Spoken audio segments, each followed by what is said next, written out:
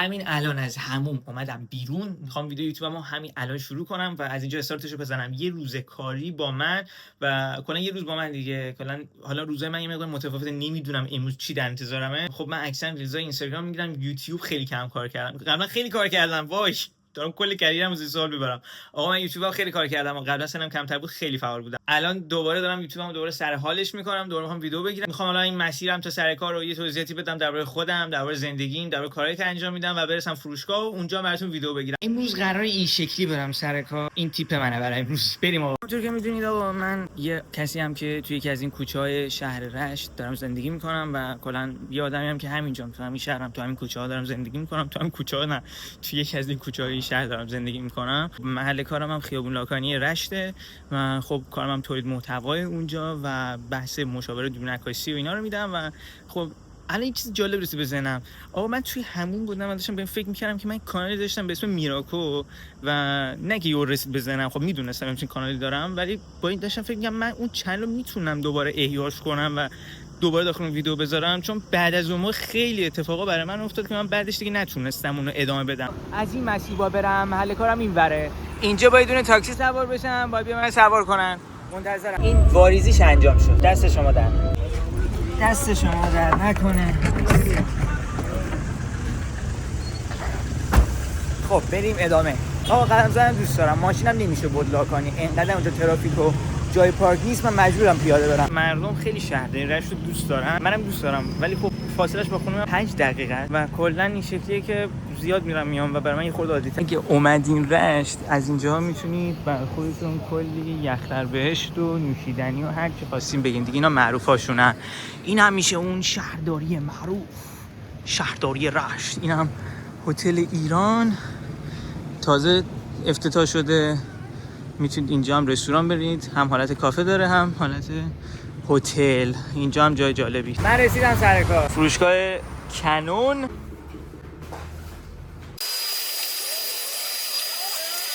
خب اینجا میز منه، اینجا میشینم و اینم محیط فروشگاه ماه. اینم دوربینی که باش دارم تولید محتوامو انجام میدم و کلا ویدیوهایی که برای فروشگاه میگیرم با این دوربین. الان با برم این سری استوریا بگیرم برای پیجمون، اونا هم بخوام بذارم. سپایی که برای این دارم انتخاب میکنم، بین اینا یه دونه سپای 2294 جیماری. سپای بهترم داریم تو فروشگاه، مثلا ارتفاع بیشتر از 3 متری، ولی برای این دوربینه همین مناسبه. این گزینه خوبه، روش میذارم و کارهای استوری و تولید محتوا راحت با این انجام میدم. خب همین الان این دوربین رو روی سپاه قرار دادم. اینجا هم خب ویترین دوربینامون هست و برای هر کدوم از اینا باید استوری گرفته بشه. اینا به این صورت اینا داخل ویترین. لنزم داریم توی فروشگاه، از انواع لنزا هم هست. اینا رو هر کدومش رو میذارم.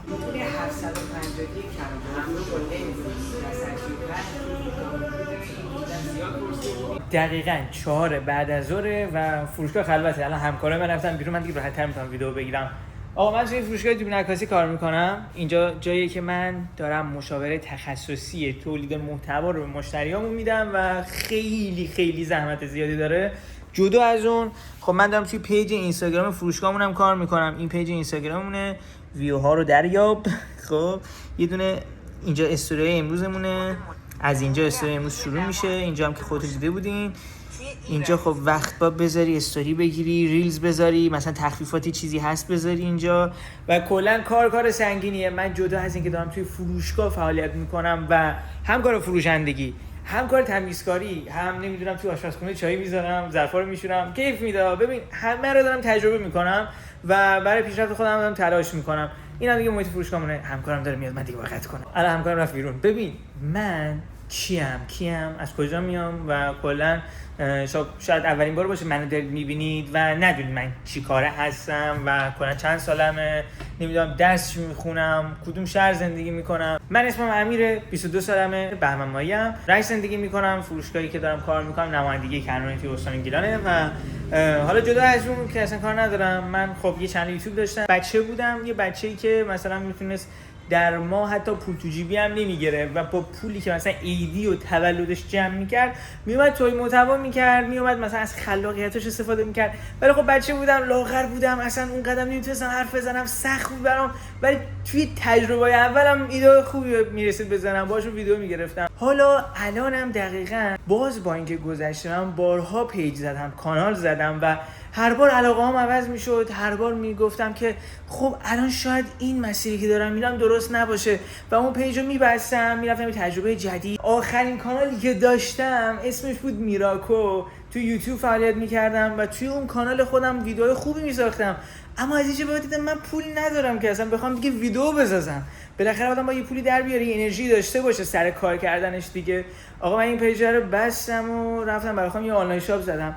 یه آنلاین شاپ اکسسوری دخترونه زدم، دستبند، گردنبند، انگشتر. اومدم پیج زدم تو اینستاگرام و یه ریلز گذاشتم 2 میلیون ویو گرفت. تونستم ازش بفروشم، نزدیک 300 تا ارسالی داشتم. یه محصولی داشتم و اون رو تونستم ازش بفروشم و خلاصه این که تا یه حدی پیشرفت کردم. بعدش دوباره با خودم یه ایده رسید به ذهنم، گفتم امیر تو باید دوباره تولید محتوا رو شروع بکنی، دوباره با پیج بزنی. ولی خب من گوشی نداشتم، یه گوشی شیائمی داشتم، یه پایه شکسته داشتم داغون و همینجوری میرفتم توی دونه دونه مغازه ها و میگفتم که آقا من کار تولید محتوا انجام میدم، منو اگه خواستید میتونم بهتون کمک بکنم. هوش مصنوعی هم تازه اومده بود و داشتم میگفتم که آقا با هوش مصنوعی هم میتونیم مانور بدیم. خلاصه آقا من دونه دونه توی مغازه رفتم و خیلی هاشون میگفتن که مثلا میخوایم و نیاز داریم و من بهشون شماره میدادم و حالا اگه لازم بود باهاشون کار میکردم. آقا من کارا رفتم جلو، اوکی شد، یه پول خوبی تقریبا در آوردم، در حدی بخوام یه میکروفون بگیرم. اومدم وارد این فروشگاه بشم. من دقیقاً اومده بودم همینجا وایساده بودم به عنوان مشتری، گفتم آقا من یه دونه میکروفون میخوام تولید محتوامو قوی بکنم.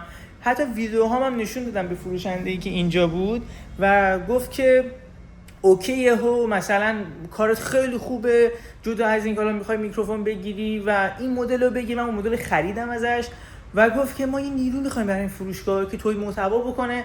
و خب منم تازه اول کارم بود، اونقدر تجهیزاتی نداشتم و خیلی آیندهم مشخص نبود و ببین واقعا دارم میگم حمایت خاصی واقعا از من نشده. یعنی حالا اثر پدر مادرم همه جوره حمایت شدم و از لحاظ مالی خب ما تقریبا توی دسته آدمای معمولی قرار میگیریم و من واقعا همه تلاشمو کردم که بتونم موفق باشم به تنهایی و هیچ وقتم دست پدر مادرمو ندیدم که مثلا اینا وظیفه‌شونو به من پول بدن، وظیفه‌شونو به من برسن.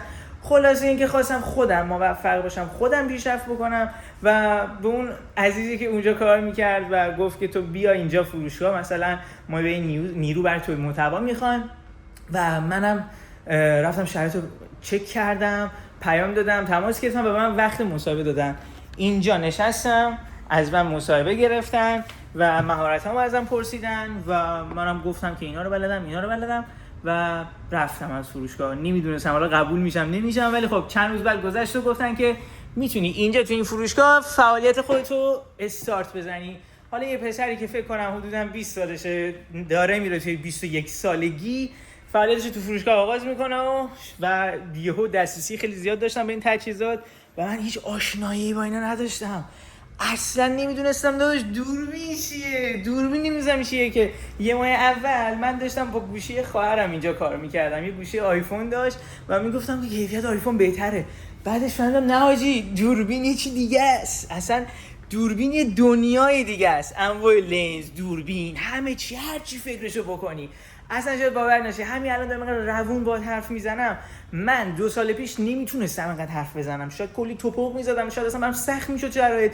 ولی خلاصه آقا ما دیگه اومدیم اینجا و به هر حال تجربهمون رو بردیم بالا و خلاصه فعالیتمون رو استارت زدیم.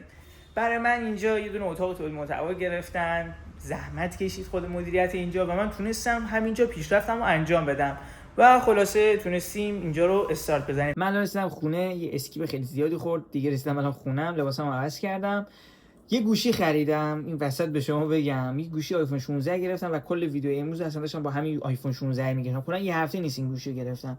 یه دونه آداپتور بهم داده بود باهاش، نزدیک 5 تومن باهام حسابش کرد. این خود آداپتور آیفونیشه، این که تبدیلشه، اینو در میارم ببین این آداپتورشه. ببین یه هفته است من اینو کلا خریدم، میخوام ازتون نظر بگیرم. ببینید اینجاش توی این قسمتش یه شکستگی داره، اگه بتونه خوب فوکس بکنه از ببین شکستگی رو میبینی وسطش این گوشه هست اینجا، این جلو، این شکستگیش نمیدونم به خاطر چیه. از خود فروشنده پرسیدم، میگه به خاطر حرارته. پشتش هم هست، یعنی اگه پشتش هم بخوای با دقت ببینی یه خورده شکستگی رو داره. حالا کار ندارم، کلا این شکستگیش با جزئیات بیشتر بخوای ببینید چند قسمتش هست. موبایل فروش نیستم، لوازم جانبیشو نمیفروشم و اطلاعاتی ندارم و خب خیلی با من واضح و شفاف صحبت نکرد و من خیلی نمیدونم که الان این دقیقاً چیه. ولی گوشیمو دارم با همین شارژ میکنم و خب مشکلی با گوشیم ندیدم، چون من همیشه محیطو خنک میکنم گوشیمو شارژ بکنم و حتی این ریسکو نمیکنم گوشیم بخواد گرم بشه و پس ریسکشو حتی انجام ندادم که بخوام توی محیط نرمال بذارم و گوشیم گرم بشه ببینم او گوشیم پس داغ میشه و بخواد به باتری حسم برسه. سر همین سوال منم اینه که به نظر شما مشکل کجا هست؟ اگه تا اینجا ویدیو نگاه کردی واقعا دمت گرمه، ممنونم ازت، چون خیلی وقت من ولاگ نگرفته بودم، بعد مدت ها تازه اومدم میدونه ولاگ گرفتم. خلاصه اینکه دوست دارم نظرتو بدونم، ایزی برام بنویسی و اگه تازه داری چنل منو میبینی مثلا با من داری تازه آشنا میشی ممنون میشم چنل سابسکرایب کنی، ویدیو لایک کنی و منتظر ویدیو جدید باش.